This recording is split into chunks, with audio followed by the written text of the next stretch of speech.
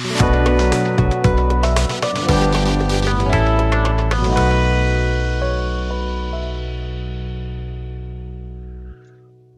hello everybody. This is Boost Career Today, and today we have somebody that I respect a lot, Tolga Atun, my very close friend. And Tolga, I want you to go ahead and introduce yourself and tell us a little bit about what you do and your background. Hello, Anar. Firstly, thanks for having me on this show of Build Career Today.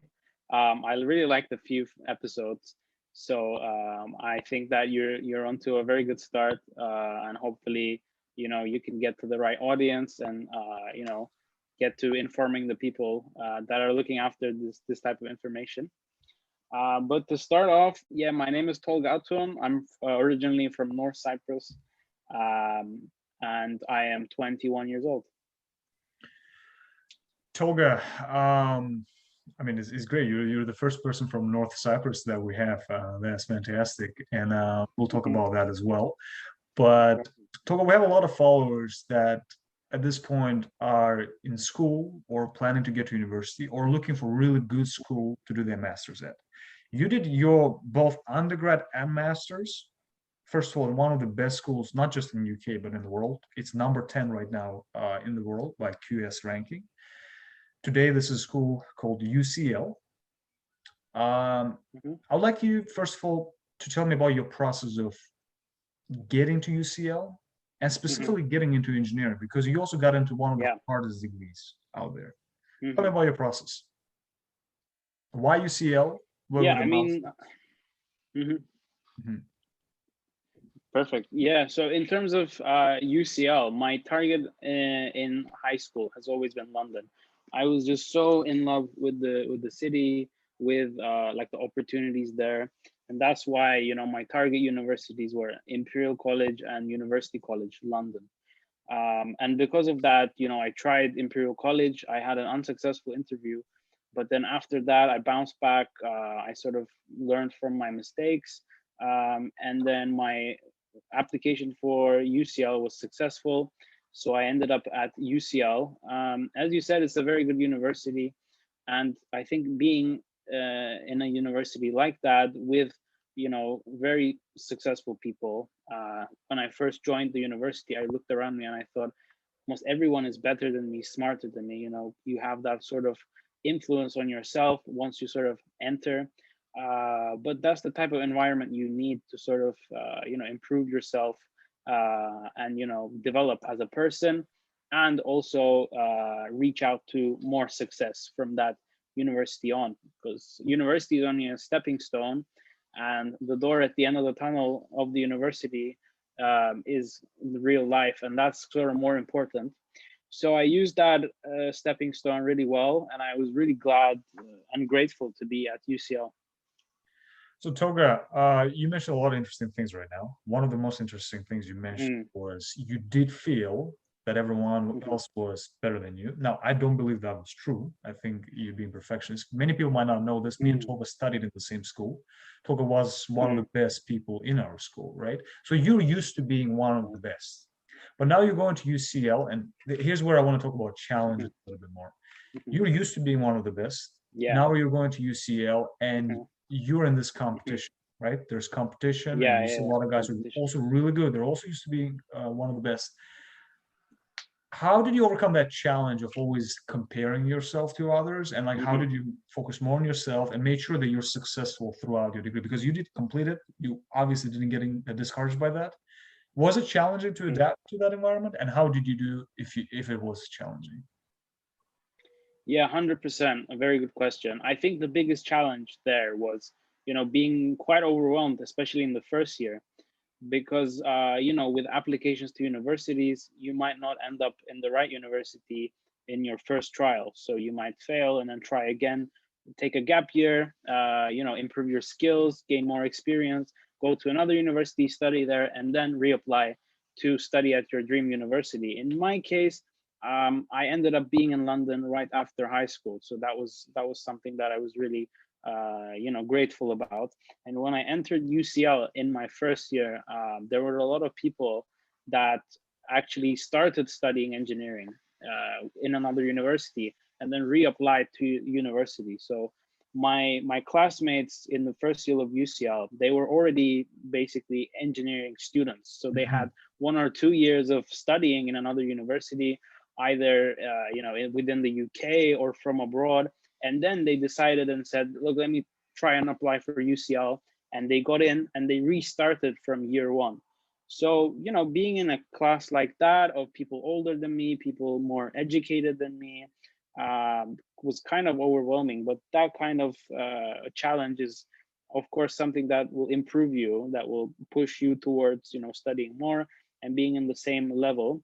So first year was always sort of a calibration level for university, where everyone will be up to speed. For some, it's much easier because they already studied engineering.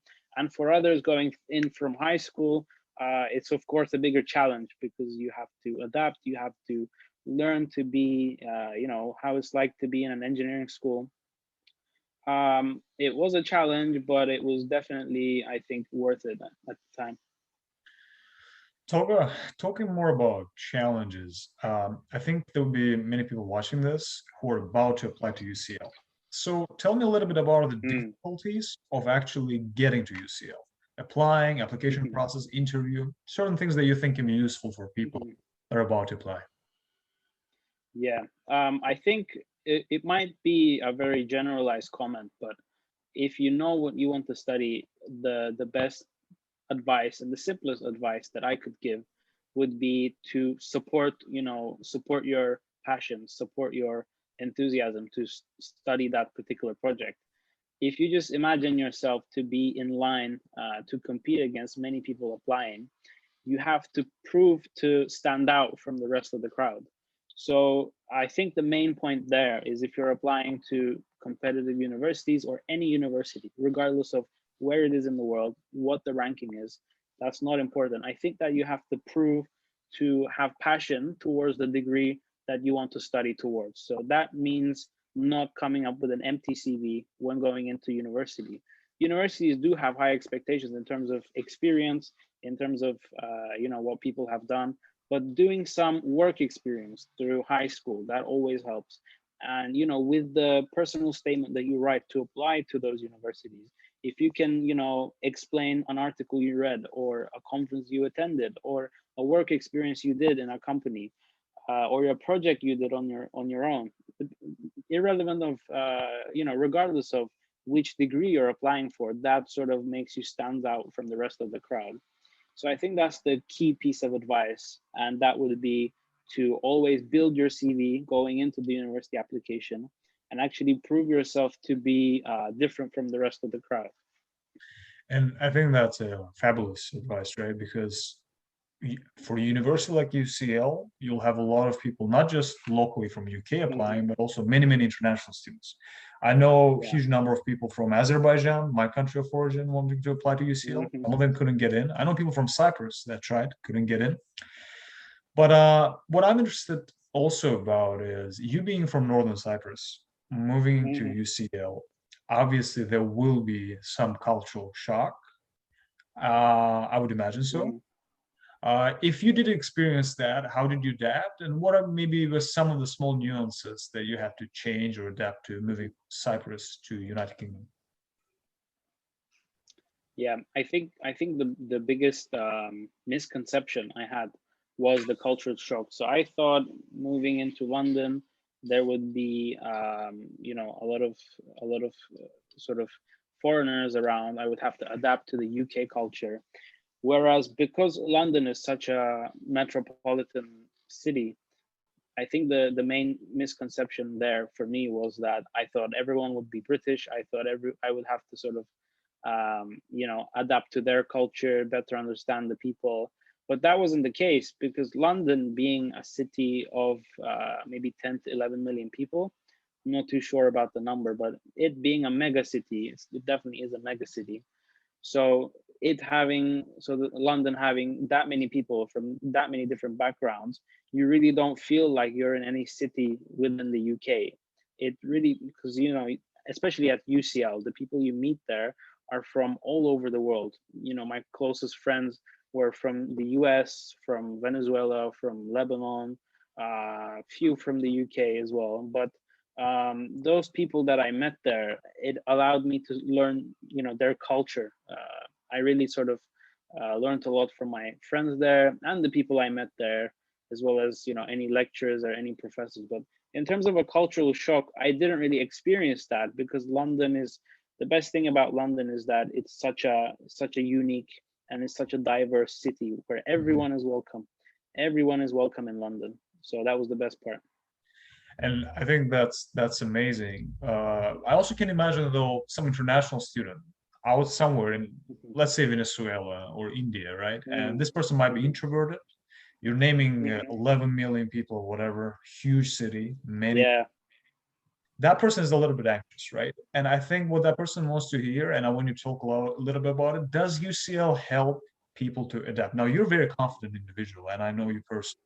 But for those of us who might not be as confident and might need a little bit of help, are there any Mhm. opportunities that UCL provides to, get you accustomed to that environment, help you out? Did you feel anything like this at UCL? Yeah, I mean, there's a lot of support services of the university. If you're sort of, a very private person, if you're not very outgoing and you're hard at making friends, I think the best thing at my university, as well as other universities in London, was that you can always find your place within that huge environment. Especially in terms of university societies, there was over 180 societies at UCL. This was ranging from people that were interested in video games to people that liked K-pop music, to entrepreneurs, economists. There were many different societies, and going into the societies that you're interested in based on your interests, based on your general interests. I think everyone would eventually be welcome and be able to make friends. It's quite common to sort of feel alone in big cities like that, especially when you're first going to university in a completely different city, moving out from your country of origin to go abroad. But I think the best part about that is that you can always find your place, you can always find your spot, and people that think like you, like-minded people with similar interests. So with my university, that was definitely the case.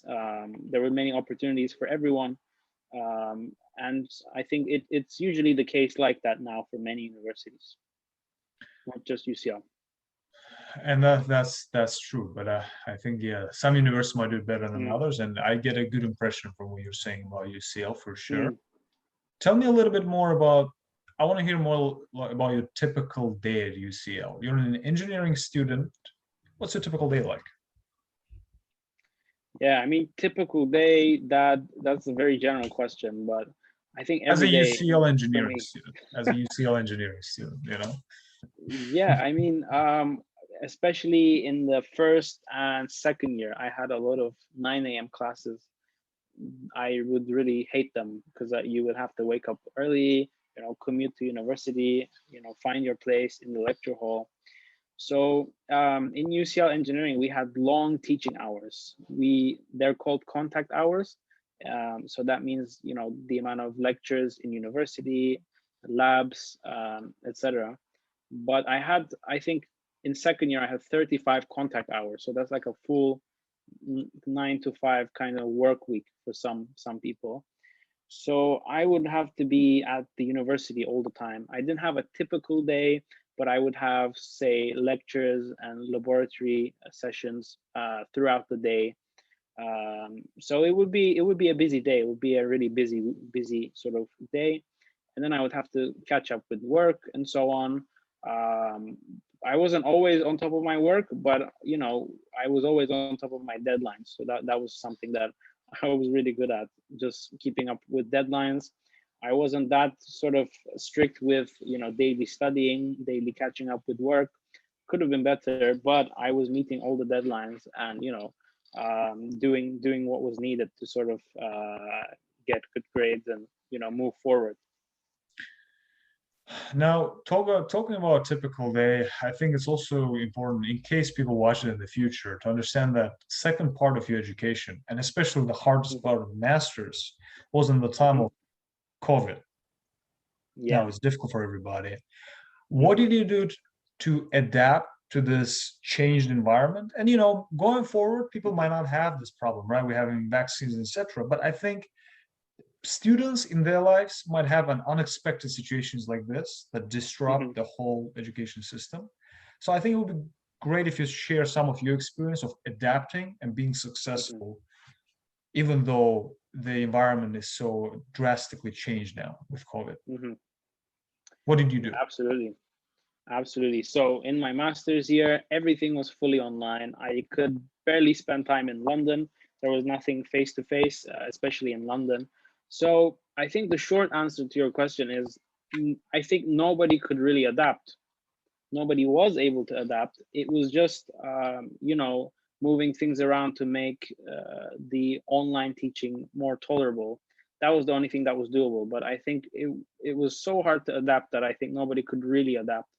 And because of that, lots of online teaching and just continuing to being away from the city that you're studying in, because UCL is a very global university. There was people coming in from all around the world, and in my master's year, I couldn't really do that. I couldn't do anything face to face. Everything was online. All the friends I made in the previous year, they were all over the world, as well as some lecturers were also still teaching from abroad, as there wasn't a requirement to be in London. But what made this tolerable was the support of teaching, the sort of one-to-one sessions you would get, again, online, which is really, really frustrating. So that type of adaptations made it tolerable, but I think that it was so hard for students that nobody could really adapt. It was just a chaotic situation where students would have to spend hours studying online, have to spend more time looking at screens than they usually would in face-to-face classes and face-to-face teaching. So that I think that caused this generation that I'm in to be really worn out in terms of physical and mental health, having to look at screens and having to be in a constant sort of cycle of studying online and then doing other daily activities, but having the whole university experience being through a camera and being through a computer. So I think it's been a very difficult year, and I hope nobody would have to do this again. The thing that I'm grateful for is I had an integrated course at UCL. So it'd be my undergrad followed by my master's back to back. So I lived through most of my undergrad in UCL in London. So that was the best part, I could make friends and so on. But I'm really sort of sad to see like first years going into uni having to have full online classes. And then those people that did that last year are now doing their second year. So that's quite heartbreaking to see. But I hope, those days will be way behind us and we can move forward.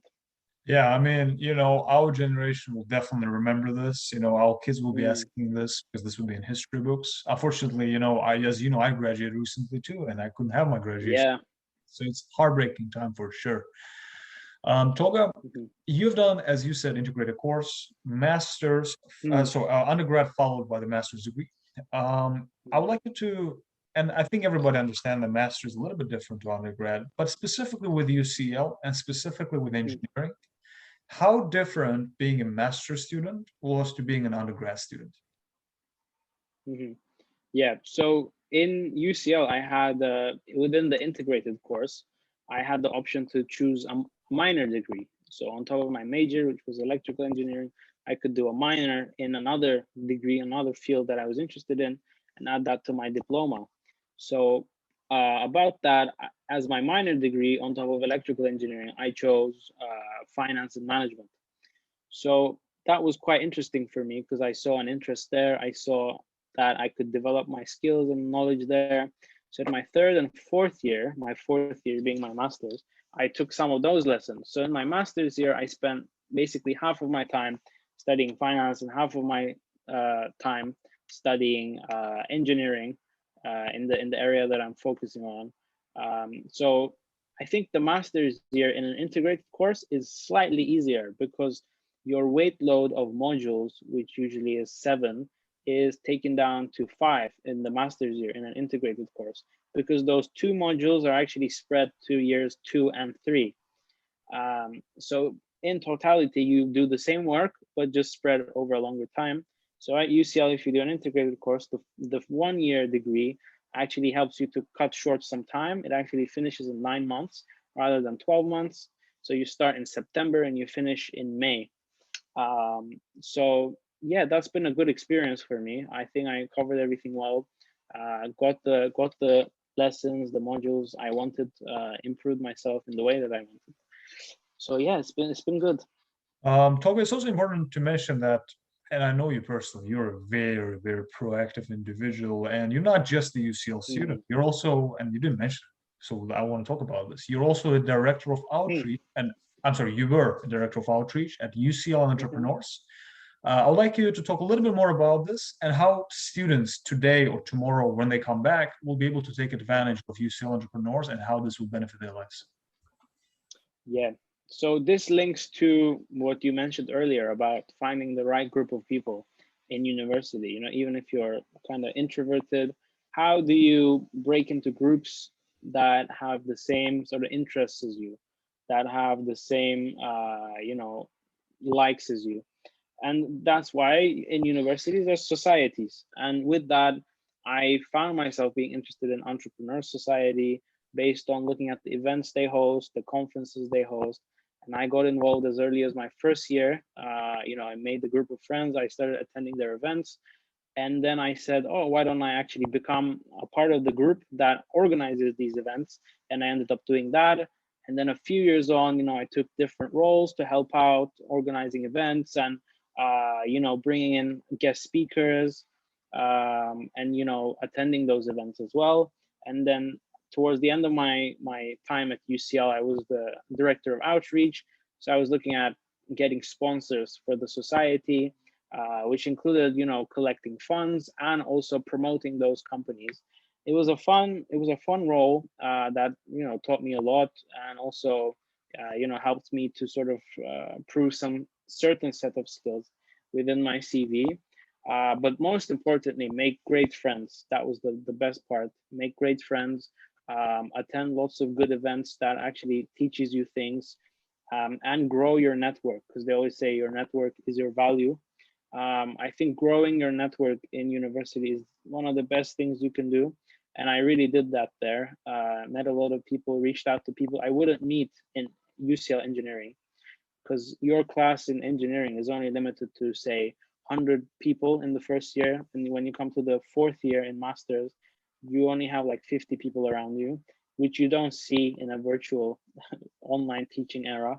And because of the society, I was able to meet tens of more people, and just get to know them, see them at events, talk to them, and build my network. So that was the best part, really. So I think since we talk about network, well, let's talk about why people do need a network, right? I think career opportunities is so important.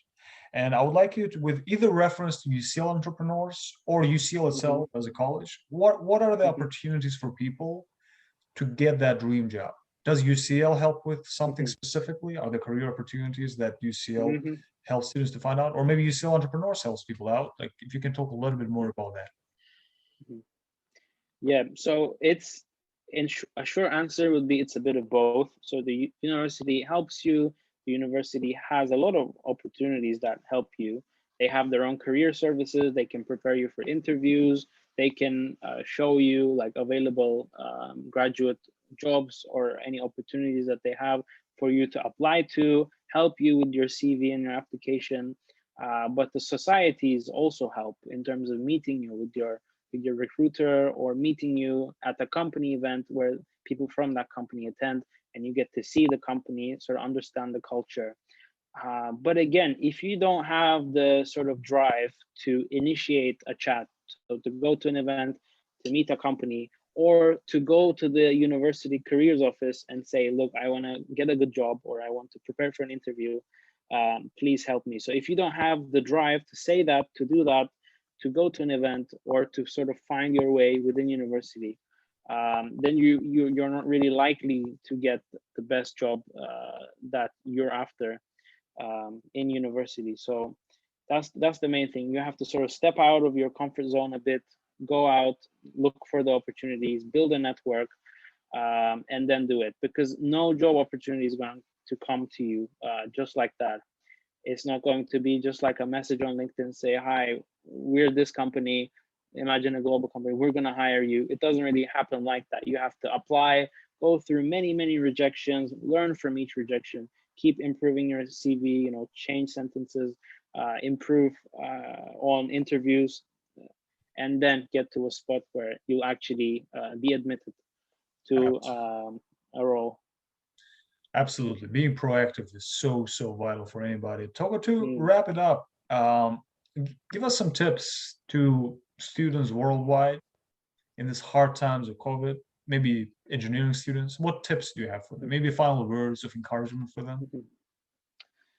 Yeah, I mean, words of encouragement, I think, would be, it's been a very difficult year. So I think that trying to imagine ahead and look ahead for yourself based on your own desires, I think that's always the best motivation. But simply just like stepping out of your comfort zone, doing things that would improve you are definitely key to, move towards being a more successful, more ambitious student. But the key is, it's not all about being a student. It's not all about getting those grades. Also, building your CV, your network, gaining the right group of friends always helps for your success after university. Because university is basically just a simulation to prepare you for the real life ahead. And I think if you do everything right within that, and if you spend your time wisely within university, not just studying to understand what you're studying and to get good grades, but also doing these other things like meeting really good friends or meeting recruiters in university events, or gaining experiences, doing internships. These are the main things that actually prepare you for the life after university. So I think that would be the best tip: not just study, but also be proactive. Be proactive. Tolga, it's been an honor and pleasure to have you. Thank you. Thank you for coming to our third episode. No worries, Anna. Thank you very much for having me. I hope you liked it. I hope people will like it. Everybody, if you You, liked it, please like the video, follow us. You can follow us on Instagram. Yeah, you can follow us on YouTube. Leave comments on the YouTube section. If you have any questions, please ask them.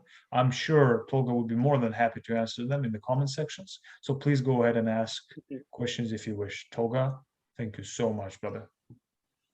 thank you, Anna. It's been a pleasure. Thank you.